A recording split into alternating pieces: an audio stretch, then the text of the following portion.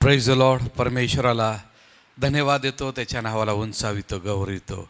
खरोखर परमेश्वराला अंतःकरणापासून आपण सर्वजण धन्यवाद देऊया. प्रियांनो, खरोखर देवाने आजचा दिवस आपल्या प्रत्येकाच्या जीवनाशी त्याने जोडलेला आहे. म्हणून या समयाला आपण खरोखर देवाची ऋणी आहोत. त्याची कृपा थोर आहे, म्हणून आजचा दिवस आपण प्रत्येकजण पाहू शकलेले आहोत. प्रियांनो, आज मी तुमच्यासाठी महत्त्वाचा विषय घेऊन आलेला आहोत.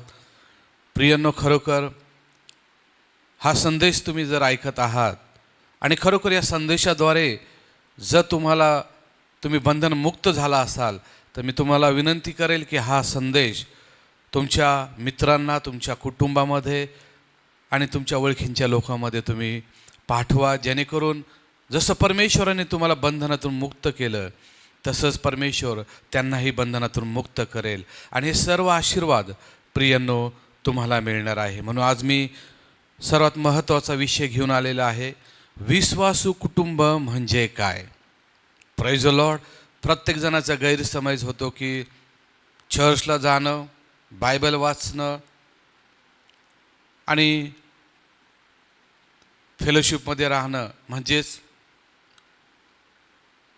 विश्वासू कुटुंब आपण म्हणतो. परंतु प्रियांनो, आज आपल्याला वचनाद्वारे पाहायचं आहे विश्वासू कुटुंब म्हणजे काय. प्रियांनो, आपण वचन पाहूया.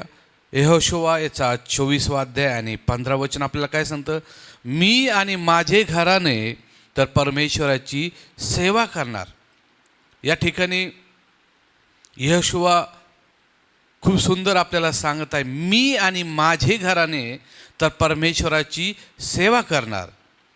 प्रथम यहोशुवा म्हणत आहे की मी माझ्यापासून परमेश्वराची सेवा मी सुरू केली पाहिजे आणि नंतर मग माझी पत्नी असेल, माझी मुलं असतील, माझे आईवडील असतील, माझे भाऊ असतील, बहीण असतील आणि इतर नातेवाईक असतील, परंतु सेवा माझ्यापासून होणं खूप गरजेचं आहे.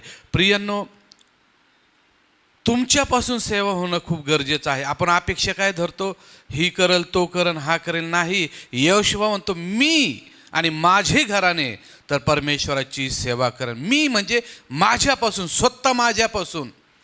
आपण इतरांवर अवलंबून राहायचं नाही. जर प्रत्येकाने, कुटुंबातल्या प्रत्येक व्यक्तीने जर ठरवलं मी आणि माझे घराने तर परमेश्वराची सेवा करेन, म्हणजे प्रथम स्वतःपासून सुरुवात करा. आणि पहा, स्वतःपासून जर कुटुंबाने सुरुवात केली, घरातल्या जे सदस्य आहे, 4 असू, 5 असू, 2 असू, 3 असू, पण स्वतःपासून सुरुवात करा आणि मग हे वचन पूर्ण होईल, मी आणि माझं घरानं तर परमेश्वराची सेवा करेन. आणि पुढचं काय सांगितलं, प्रेषिताची कृत्ये 16:31 मध्ये काय सांगितलं, प्रभू येशूवर विश्वास ठेवा म्हणजे तू आणि तुझे घराने तारण पावेल. प्रियांनो, मी आणि माझं घरानं तर परमेश्वराची सेवा करेन हे बोलणं खूप सोपं आहे, परंतु प्रॅक्टिकली ते जगणं खूप अवघड आहे. आणि आज आपल्याला तेच करायचं आहे. आपण फक्त वचन बोलायचं नाही, तर आता ते सत्यात उतरून आणायचं आहे. आणि मी तुम्हाला विनंती करेन, जेही हा संदेश ऐकत आहे, कुटुंबासहित तुम्ही हा संदेश ऐका आणि याला त्याला बोट करू नका. बरेच लोकांना सवय आहे, एखादा संदेश ऐकला तर हा त्याच्यासाठी आहे, हा हिच्यासाठी आहे. नाही, देवाचं वचन आरसा आहे आणि जो तो वचन वाचतो, आरशात त्याचंच मुख दिसतं, त्याचंच तोंड दिसतं. म्हणून वचन हे प्रत्येका व्यक्तीसाठी आहे, पर्सनली आहे. म्हणून आज जर तुम्ही हा संदेश कुटुंबामध्ये तुम्ही ऐकत असाल, तर हा संदेश प्रत्येक कुटुंबातल्या व्यक्तीसाठी आहे. या ठिकाणी काय सांगितलं, प्रेषित काय सांगतात की प्रभू येशूवर विश्वास ठेव म्हणजे तू आणि तुझे घराने तारण पावेल. आपल्याला विश्वास ठेवायचा आहे, प्रत्येक जणाने येशूवर विश्वास ठेवायचा आहे. आणि तिथे काय सांगितलेलं आहे, म्हणजे तू आणि तुझे घराने तारण पावेल. प्रियांनो, आपल्याला प्रत्येकाला येशूवर विश्वास ठेवायचा आहे, तरच आपल्या घराचं तारण होणार आहे, तरच आपलं स्वतःचं तारण होणं खूप गरजेचं आहे. आणि आपलं स्वतःचं तारण झालं तर ॲटोमॅटिक आपल्या घरातल्या प्रत्येक व्यक्तीचं तारण होणार आहे. परंतु आज शैतानाने काय केलेले आहे, घरामध्ये, घरातल्या व्यक्तीमध्ये फूट पाडलेली आहे, बाप आणि मुलांमध्ये फूट पाडलेली आहे, आणि हे घरामध्ये चालू आहे प्रियांनो. आणि हे जर घरामध्ये असं चालू असलं तर त्या घरामध्ये ते घरातले व्यक्ती परमेश्वराची सेवा करू शकत नाही. एकमेकाला आदर जर त्या घरामध्ये नसेल, एकमेकाला जर समजूनपणा घेत नसेल, तर त्या घरामध्ये ते घर परमेश्वराची सेवा करू शकत नाही. जर मुलगा आपल्या बापाला मान सन्मान देत नसेल, मुलगी आपल्या आईला मान सन्मान देत नसेल, तर ते घर परमेश्वराची सेवा करू शकत नाही. त्या घरामध्ये जर येशू ख्रिस्त नसेल, त्या घरामध्ये दररोज कौटुंबिक प्रार्थना नसेल, ते घर परमेश्वराची सेवा करू शकत नाही. ज्या घरामध्ये एकमेकाची मन एकमेकाच्या विरुद्ध झालेले आहे, ते परमेश्वराची सेवा करू शकत नाही आणि ते विश्वासू कुटुंब होऊ शकत नाही. प्रियांनो, विश्वासू कुटुंब कशाला म्हणतात? ज्या घराचं तारण झालेलं आहे, जे घर ईश्वर विश्वास ठेवतं, तेच कुटुंब विश्वासू आहे. आणि आपण पुढे पाहूया. आता आपल्या लोकांचं एक दृष्टिकोन काय आहे?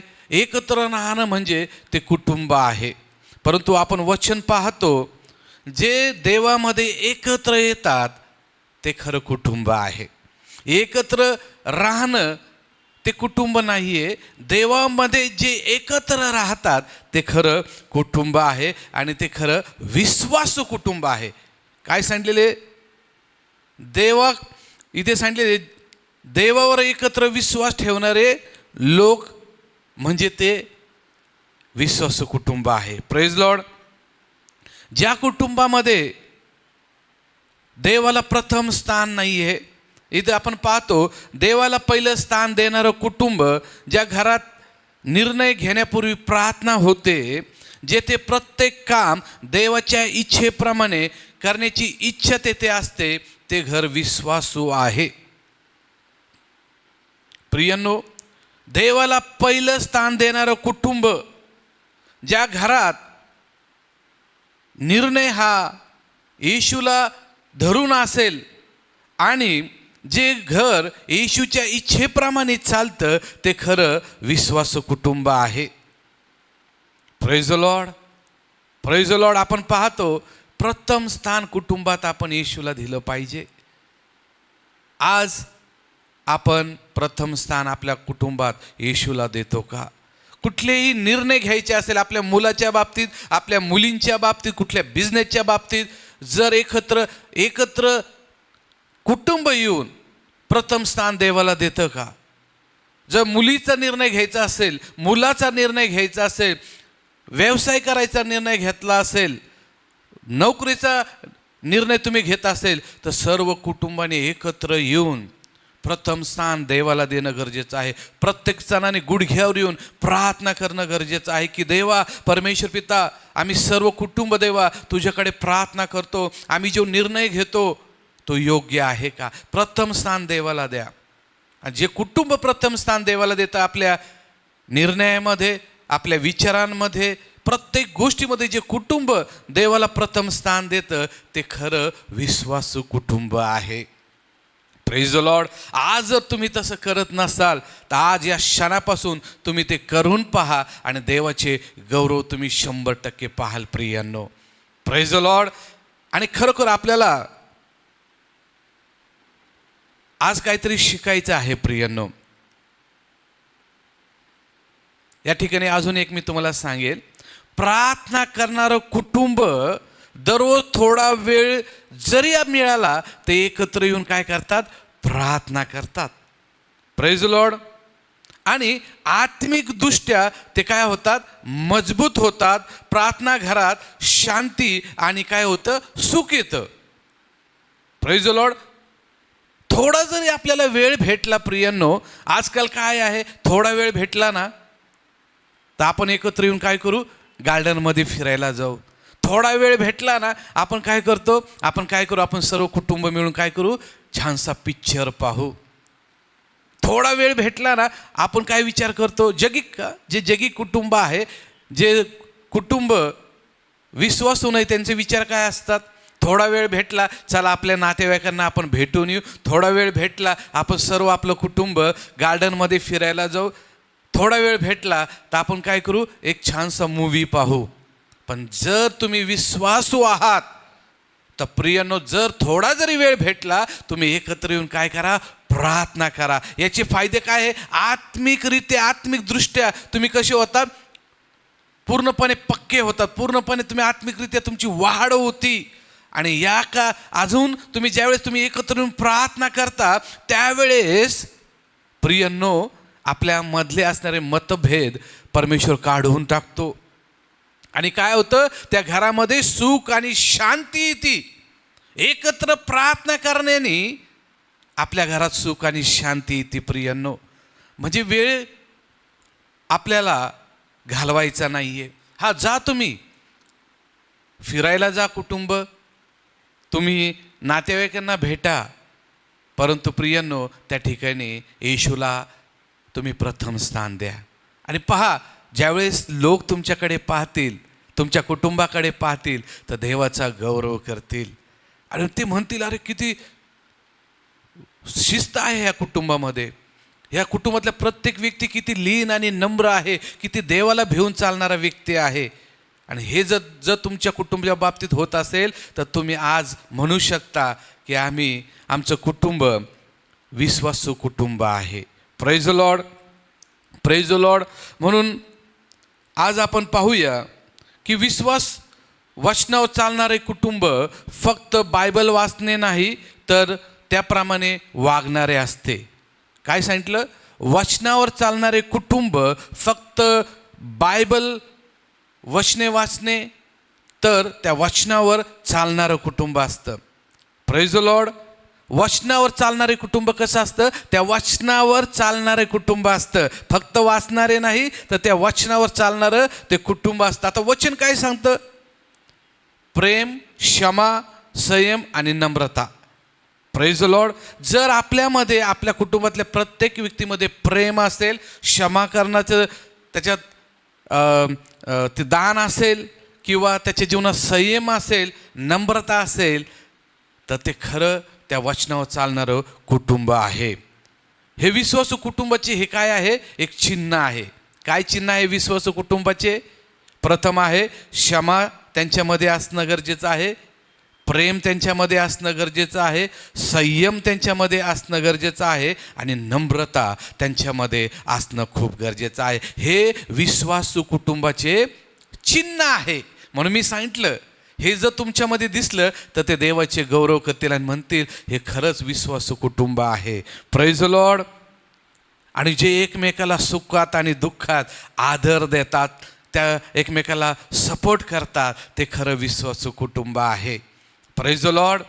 परंतु काही कुटुंबे असे आहेत, हे तुझ्यामुळे झालं, आता तूच भोग, हे तू केलं म्हणून तूच भोग. नाही प्रियांनो, हे विश्वासू कुटुंब नाही. जरी एकाकडून चूक झाली तर प्रियांनो त्याला क्षमा करा, त्याच्यासाठी प्रार्थना करा, देवाला विनंती करा, देवा याच्याकडून जी चूक झाली, देवा हा पडला, देवा आम्ही सर्वजण त्याच्यासाठी विनंती आणि प्रार्थना करतो, देवा तू त्याला पुन्हा उठव.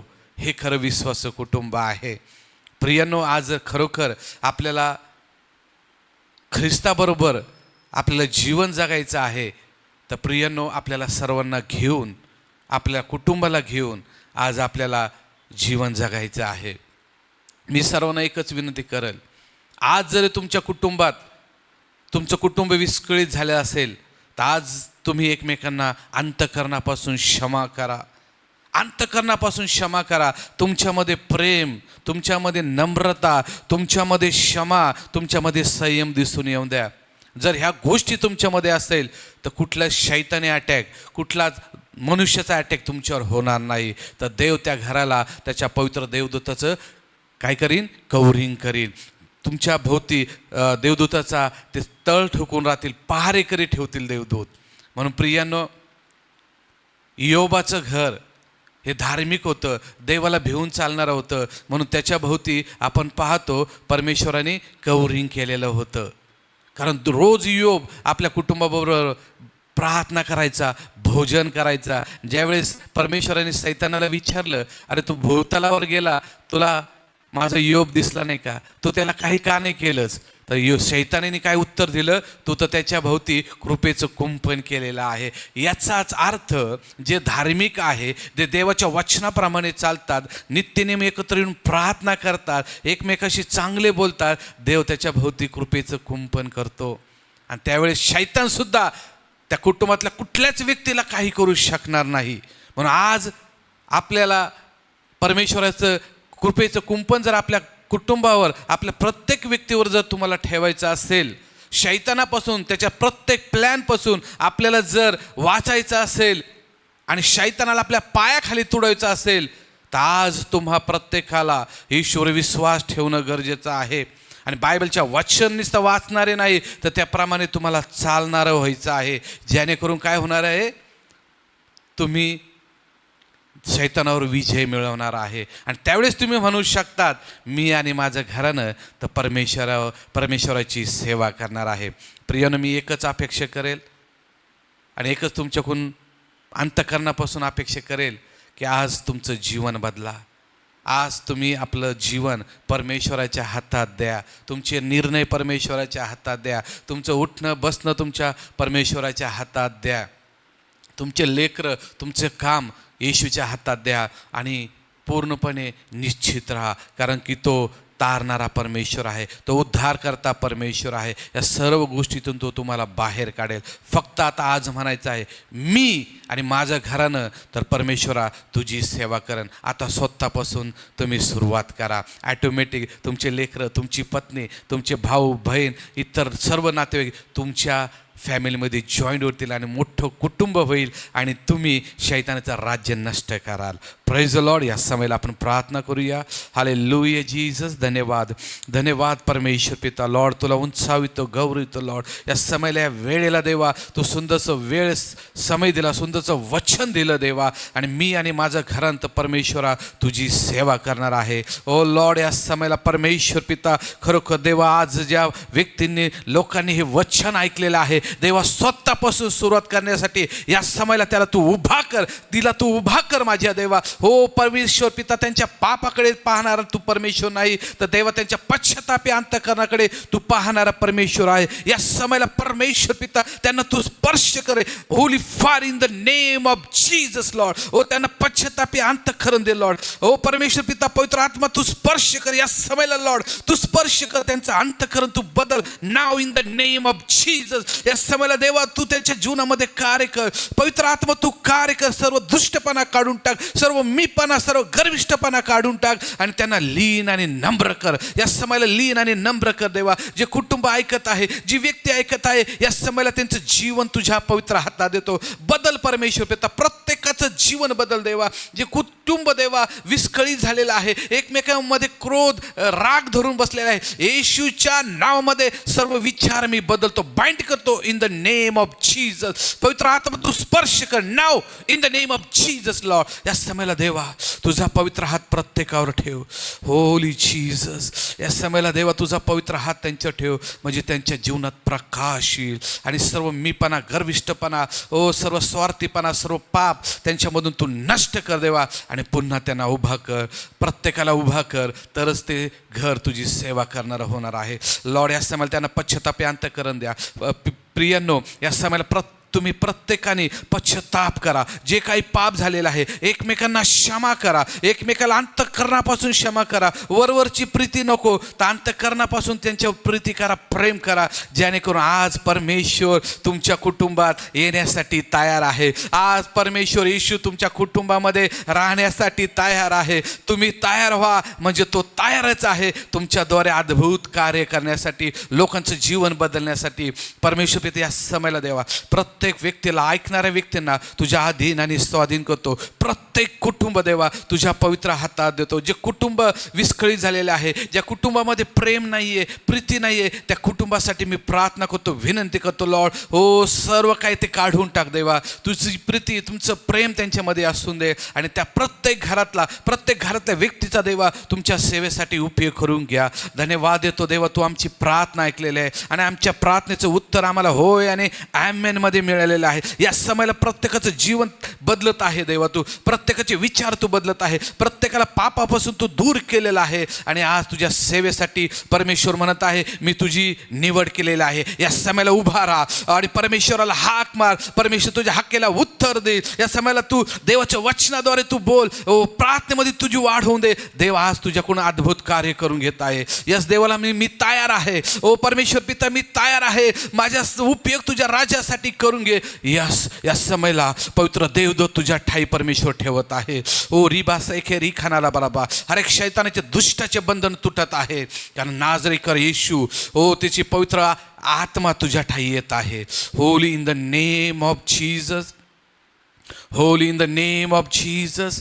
येशूच्या नाव टच नाव स्पर्श कर पवित्र आत्मा आणि होऊन दे देवा तुझा आणि तुझाच गौरव. धन्यवाद देतो देवा, तू आमची प्रार्थना ऐकली आणि प्रत्येकाचं कुटुंब देवा त्या बंधनातून तू बाहेर काढलं, त्या अंधारातून तू बाहेर काढलं, त्या दुष्टायतून तू बाहेर काढलं आणि ख्रिस्ताचं एक विश्वास तू कुटुंब आज त्यांच्याकडे म्हणून पाहत आहे. म्हणून तुला धन्यवाद देतो, तुझा आभार मानतो. प्रार्थना येशूच्या गोड आणि पवित्र नावात केली म्हणून पित्या तो ऐक. आमेन आमेन आमेन.